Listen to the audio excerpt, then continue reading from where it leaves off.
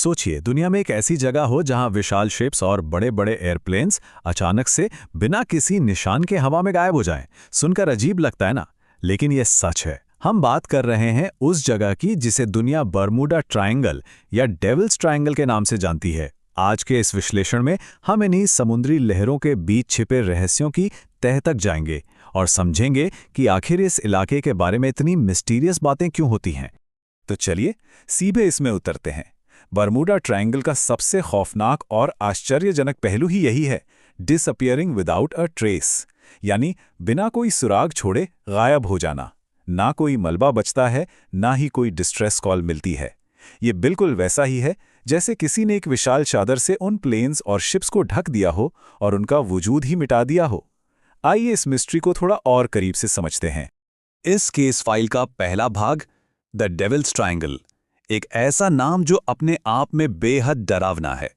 अगर हम भौगोलिक स्थिति पर गौर करें तो अटलांटिक ओशन में स्थित ये क्षेत्र एक इमेजिनरी ट्रायंगल बनता है जो 3 मुख्य बिंदुओं को आपस में जोड़ता है, मायामी, बर्म्यूडा और पुएर्टो रिको।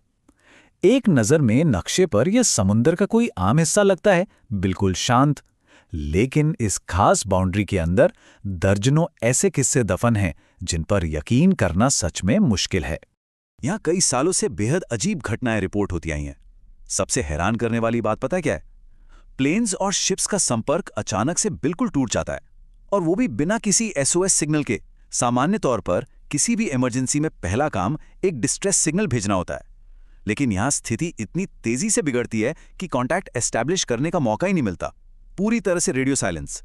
अब हम आते हैं इस हिस्ट्री की सबसे मशहूर और हैरान करने वाली कोल्ड केस फाइल पर, फ्लाइट 19 की घटना। बात है साल 1945 की। ये एक बिल्कुल स्टैंडर्ड रूटीन मिलिट्री एक्सरसाइज थी। यूएस नेवी के बॉम्बर्स एक ट्रेनिंग मिशन पर निकले थे। शुरुआत में सब कुछ नॉर्मल था, सूरज चमक रहा था और जैसा रोजाना होता है वैसा ही चल रहा था। लेकिन फ्लाइट के दौरान अचानक उनका रेडियो सिग्नल डिस्टर्ब होने लगा, और देखते ही देखते ये रूटीन फ्लाइट एक ऐसी कहानी बन गई जिसे आज तक कोई सुलझा नहीं पाया है। और ये आंकड़ा इस घटना की भयानकता को बहुत साफ तरीके से दर्शाता है। 5 पूरे 5 यूएस नेवी बॉम्बर्स एक ही वक्त पर उस क्षेत्र में मौजूद थे। 1 या 2 नहीं, बल्कि 5 विमानों का पूरा फ्लीट। इतनी बड़ी संख्या में हाईली ट्रेन्ड पायलट्स का एक साथ एक ही समुद्री इलाके में अचानक संकट में फंसना वाकई में हैरान कर देने वाली बात है। इस पूरी घटना का सबसे डरावना मोड़ उस एक रेडियो ट्रांसमिशन में छुपा था। बेस स्टेशन को जो आखिरी आवाज सुनाई दी, उसमें पायलट ने कहा था, हम डायरेक्शन नहीं समझ पा रहे, सब कुछ अजीब लग रहा है।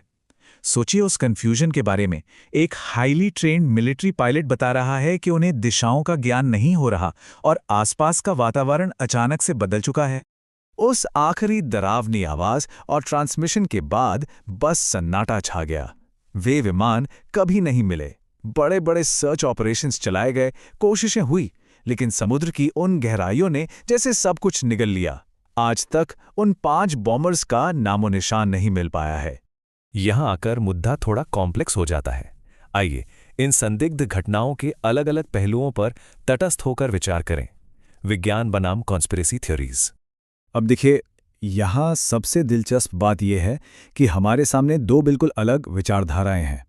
एक तरफ विज्ञान है जो इन घटनाओं को लॉजिकली एक्सप्लेन करता है, जैसे कि वहाँ का खतरनाक मौसम, पावरफुल मैग्नेटिक फील्ड्स जो इंस्ट्रूमेंट्स को भटका देते हैं, और अचानक आने वाली विशाल लहरें यानी जायंट वेव्स।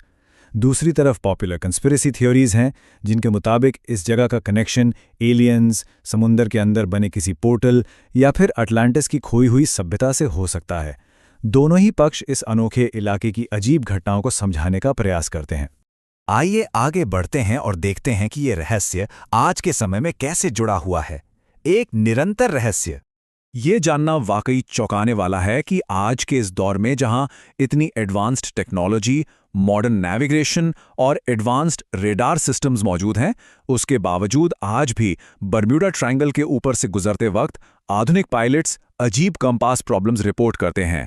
दिशा भटकने की समस्या, मैग्नेटिक इंटरफेरेंस आज के वक्त में भी बिल्कुल मौजूद हैं। इसका मतलब साफ है कि वहां जो भी एनॉमलस एक्टिविटी है वो रुकी नहीं है, आज भी चल रही है। तो सबसे अहम बात यह है कि इन सब फैक्ट्स और हिस्टोरिकल इंसिडेंट्स को देखने के बाद एक बुनियादी सवाल वहीं आकर रुकता है।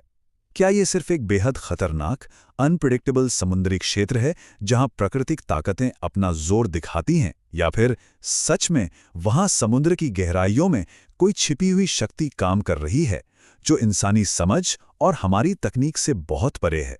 अंत में पूरी डिबेट इन्हीं दो शब्दों के आसपास घूमती है, विज्ञान या फिर रहस्य। दोनों तरफ की जानकारी और थ्योरीज को देखने के बाद किस पर विश्वास किया जाना चाहिए? एक ऐसी जगह जो कई दशकों से इंसानियत के लिए एक खौफनाक पहेली बनी हुई है, शायद उसका ये आखिरी सच कुछ और वक्त तक एक खुला रहस्य ही बना रहेगा।